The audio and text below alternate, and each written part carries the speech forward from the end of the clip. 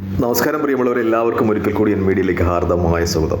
നമ്മൾ പറഞ്ഞിരുന്നു Iran Israel യുദ്ധത്തെ അവലോകനം ചെയ്തുകൊണ്ട് കഴിഞ്ഞ വീഡിയോയിൽ റഷ്യ ഇറാൻ്റെ ഭാഗത്ത് നിലയുറപ്പിക്കുന്ന പക്ഷം അമേരിക്ക ഈ യുദ്ധത്തിൽ ഇൻവോൾവ് ആകത്തില്ല, വെറും കാഴ്ചക്കാരായി നോക്കി നിൽക്കത്തേ ഉള്ളൂ. എൻ്റെ ഒരു അഭിപ്രായത്തിൽ എന്നല്ല, ചില ലോക മാധ്യമങ്ങൾ തന്നെ സൂചിപ്പിക്കുന്നത് ഇറാൻ റഷ്യ ഒരു അന്തർധാരണ ഉണ്ടായിരിക്കുന്നു എന്നാണ്. കാരണം അതുകൊണ്ടാണ് ഇറാന് മേൽ ഇത്രമേൽ പ്രകോപനങ്ങൾ ഉണ്ടായിട്ടും അവിടെ വെച്ച് ഹമാസിൻ്റെ മേധാവി കൊല ചെയ്യപ്പെട്ടിട്ടും ഇറാൻ്റെ പ്രസിഡന്റ് തന്നെ മൊസാദാണ് കൊലപ്പെടുത്തിയത് എന്ന ധാരണ പറഞ്ഞിട്ടും മിക്കപ്പോഴും അവരുടെ ആണവ കേന്ദ്രങ്ങളും സിറിയയിലെ എംബസിയുമൊക്കെ ആക്രമിച്ചിട്ടും ഇറാൻ തിരിച്ചൊരു ആക്രമണത്തിന് മുതിരാതിരുന്നത്. മറിച്ച് റഷ്യയുടെ ഭാഗത്തു നിന്ന് ശക്തമായ പിന്തുണ ഉറപ്പാക്കുവാൻ വേണ്ടിയായിരുന്നു എന്നാണ് വ്യക്തമാകുന്നത്. കാരണം റഷ്യൻ പ്രസിഡന്റ് ഇറാൻ സന്ദർശിക്കുന്ന അതേ ദിവസങ്ങളിലാണ് ഇറാൻ ഇസ്രായേലിനെ ആക്രമിക്കുവാൻ തിരഞ്ഞെടുത്തത്. റഷ്യൻ പ്രധാനമന്ത്രി. അപ്പോൾ റഷ്യൻ പ്രധാനമന്ത്രി ഇപ്പോൾ ഓൾറെഡി ഇറാനിലുണ്ട്. ഈ അവസരത്തിൽ ഒരിക്കലും ഇസ്രായേൽ ഇറാനെ ആക്രമിക്കും എന്ന് കരുതുക വയ്യ. കാരണം അത് വേറൊരു തലത്തിലേക്ക് യുദ്ധം നീട്ടിക്കൊണ്ടുപോകും. കാരണം റഷ്യൻ പ്രധാനമന്ത്രി ഇറാനിലുള്ള ഒരു സമയത്ത് ഇറാൻ ആക്രമിക്കുന്നത് റഷ്യയോടുകൂടിയുള്ള ബഹുമാനക്കേടാവും. റഷ്യയും ഒരുപക്ഷെ യുദ്ധത്തിൽ ഇസ്രായേലിനെതിരെ തിരിയാൻ സാധ്യതയുണ്ട്. അതിനേക്കാളുപരി ഇത് തീർച്ചയായും റഷ്യയുമായി നടന്ന വലിയ ഡിസ്കഷൻ്റെയൊക്കെ ശേഷമായിരിക്കാം ഈ യുദ്ധം ഇറാൻ തുടങ്ങി വെച്ചത്. അതുകൊണ്ട് തന്നെയാണ് മിസൈൽ ഇടുന്ന ദിവസങ്ങളിൽ തന്നെ, ഇസ്രായേലിലോട്ട് മിസൈൽ നിക്ഷേപിക്കുന്ന ദിവസങ്ങളിൽ തന്നെ റഷ്യൻ പ്രധാനമന്ത്രി ഇറാനിലെത്തുകയും ചെയ്തത്. നമ്മൾ കൂട്ടി വായിക്കേണ്ട മറ്റൊരു സംഗതി കൂടിയുണ്ട്. കാരണം റഷ്യ ഇറാനൊപ്പമാണ് എന്ന് വ്യക്തമാകുന്നതോടുകൂടി അമേരിക്കയുടെ ഇസ്രായേലിനുള്ള പൂർവാധിക പിന്തുണയുടെ ശക്തി കുറയുകയാണ്.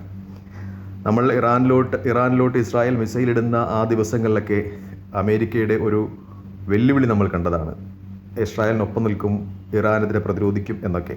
നമ്മുടെ മലയാളത്തിലെ പല മാധ്യമങ്ങളും മറുനാടനും അങ്ങനെയുള്ള ചുഴിനാടനും ഉൾപ്പെടെയുള്ള എല്ലാ വിഷ ചാനലുകളും അത് ആഘോഷിക്കുകയും ഇറാൻ ഇസ്രായേലിനെ ആക്രമിക്കുന്ന പക്ഷം അമേരിക്കയും ഇസ്രായേലും കൂടി ഒന്നു ചേർന്ന് ഇറാൻ ആക്രമിച്ച് നശിപ്പിക്കുമെന്ന രീതിയിലേക്ക് വാർത്തകൾ സ്പ്രെഡ് ചെയ്യുകയും ചെയ്തു. പക്ഷേ ഇന്നത്തെ അമേരിക്കയുടെ പ്രസ്താവന നിങ്ങൾ ശ്രദ്ധിച്ചിട്ടുണ്ടാകും. ജോ ബൈഡൻ്റെ അമേരിക്കൻ പ്രസിഡന്റിൻ്റെ പ്രസ്താവന നിങ്ങൾ ശ്രദ്ധിച്ചിട്ടുണ്ടാകും. ഇറാൻ്റെ ആണവ നിലയങ്ങൾ ആക്രമിക്കരുത്, മറിച്ച് പ്രതീകാത്മകമായി മാത്രമേ ആക്രമിക്കാവൂ എന്ന് ഇസ്രായേലിന് വാർണിംഗ് കൊടുത്തിരിക്കുന്നു എന്നത് ഏറ്റവും രസകരമാണ് ആ സംഗതി. കാരണം വേണമെങ്കിൽ ഏതെങ്കിലും വയലിലോ പറമ്പിലോ പോയി ബോംബിട്ട് അല്ലെങ്കിൽ മിസൈലിട്ട് പ്രതീകാത്മകമായി പ്രതികരിച്ച് തിരിച്ചു വരൂ എന്നാണ് ഇസ്രായേലിന് കൊടുത്തിരിക്കുന്ന നിർദ്ദേശം. മറിച്ച് ആണവ കേന്ദ്രങ്ങൾ ഒന്നും ആക്രമിക്കരുത് എന്ന് തന്നെ വ്യക്തമായ നിർദ്ദേശം. എന്ന് വെച്ചാൽ ഈ യുദ്ധത്തിൽ ഇസ്രായേലിനോടൊപ്പം അമേരിക്ക ഇല്ല എന്ന ശക്തമായ മുന്നറിയിപ്പ് കൂടിയാണിത്. മറ്റൊന്ന്, ഇസ്രായേൽ എന്ന രാജ്യത്തിൻ്റെ അധികാര ഹുങ്കിനെ പറ്റിയാണ് നമുക്ക് സൂചിപ്പിക്കാനുള്ളത്. കാരണം UN സെക്രട്ടറി ജനറലിനെ പോലും ആ രാജ്യത്തോട്ട് കടന്നു ചെല്ലുവാൻ അനുവദിക്കുന്നില്ല എന്നതാണ്. UN എന്ന അന്താരാഷ്ട്ര സംഘടന, അതിൻ്റെ ഈ പല ഇടപെടലിനെ പറ്റി പല രാജ്യങ്ങൾക്കും എതിർപ്പുകളുണ്ട്. കാരണം മിക്കപ്പോഴും അത് ഏകപക്ഷീയമായി പെരുമാറുന്നു എന്നൊക്കെ പലപ്പോഴും പല രാജ്യ നേതാക്കന്മാർക്കും എതിർപ്പുകളുണ്ടെങ്കിലും അതിൻ്റെ സെക്രട്ടറി ജനറലെ ഒരിക്കലും ആ രാജ്യത്തേക്ക്, ഏതെങ്കിലും രാജ്യത്തേക്ക് കടന്നു ചെല്ലാതിരിക്കാൻ ആ രാജ്യം വിലക്കുന്ന ഒരവസ്ഥ ഉണ്ടായിട്ടുള്ളതായി അറിയില്ല. പക്ഷേ ഇസ്രായേൽ അത് വിലക്കുകയാണ്. എന്ന് വെച്ചാൽ ലോകം വെച്ചു പുലർത്തുന്ന മാനദണ്ഡങ്ങളൊന്നും ആ രാജ്യത്തിന് ബാധ്യകമല്ല എന്ന രീതിയിൽ തന്നെയാണ്. മറ്റൊന്ന്, ഞാൻ പറഞ്ഞതുപോലെ തന്നെ ലബനാനിൽ സംഭവിക്കുകയാണ്.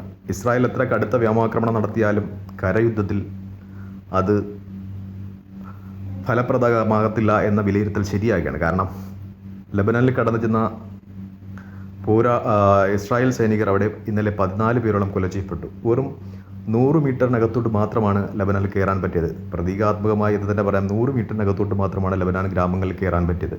മിക്കപ്പോഴും ഇസ്രായേൽ പട്ടാളം ലബനാനിലോട്ട് ഇരച്ചു കയറി എന്ന് പത്രമാധ്യമങ്ങളിലൊക്കെ വന്നുവെങ്കിലും അത് സത്യമല്ലായിരുന്നു എന്നാണ് യൂറോപ്യൻ മാധ്യമങ്ങളൊക്കെ സൂചിപ്പിക്കുന്നത്. അത് വെറുതെ ആയിരുന്നു. ഇന്നലെ മാത്രമാണ് ലബനാനിലോട്ട് വെറും 100 മീറ്റർ ലബനാൻ അതിർത്തിയിലോട്ട് കടന്നു ചെന്നത്. അപ്പോൾ തന്നെ ശക്തമായ തിരിച്ചടി കിട്ടുകയും 14 പരം ഇസ്രായേലി സൈനികർ മരിക്കുകയും ചെയ്തതെന്നാണ് റിപ്പോർട്ട്.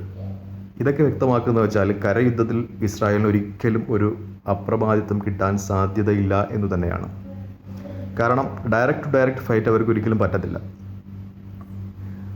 കാരണം ലബനാൻ്റെ ഓരോ ഗ്രാമങ്ങളും പട്ടണങ്ങളും സുപരിചിതമായ ഹിസ്ബുള്ളയോട് അവർക്ക് പടപൊരുതി നിൽക്കുവാൻ പ്രയാസമാണ്. കാരണം ഈ നീണ്ട കാലങ്ങളിലൊക്കെ ഹിസ്ബുള്ള യുദ്ധത്തിലായിരുന്നു. അതിൻ്റെ ഒരു പരിചയം കൂടിയുണ്ട്. മറിച്ച് ടെക്നോളജിയുടെ വശങ്ങൾ മാത്രം ഉപയോഗിച്ച് പരിചയമുള്ള ഇസ്രായേലിന് ഒരു ഡയറക്റ്റ് ടു ഡയറക്റ്റ് ഫൈറ്റിൽ അവരുമായി പിടിച്ചു നിൽക്കുവാൻ പറ്റില്ല എന്ന് തന്നെയാണ് വ്യക്തം. എന്തായാലും യുദ്ധരഹിതമായൊരു സമൂഹത്തിന് വേണ്ടി നമുക്ക് പ്രാർത്ഥിക്കാം. പ്രാർത്ഥനയിൽ ഉൾപ്പെടുത്തുക. വീണ്ടും ഒരു വീഡിയോയുമായി കാണുന്നവരെ നന്ദി, നമസ്കാരം. ജയ് ഹിന്ദ്. ഒന്നുകൂടി പറഞ്ഞുകൊള്ളട്ടെ, വീഡിയോ ഇഷ്ടപ്പെട്ടെങ്കിൽ ലൈക്ക് ചെയ്യുക, ഷെയർ ചെയ്യുക, കമൻറ്റ് ചെയ്യുക. വീണ്ടും ഒരു വീഡിയോ കാണുന്നവരെ പ്രാർത്ഥനയിൽ ഉൾപ്പെടുത്തുക. നന്ദി, നമസ്കാരം. ജയ് ഹിന്ദ്.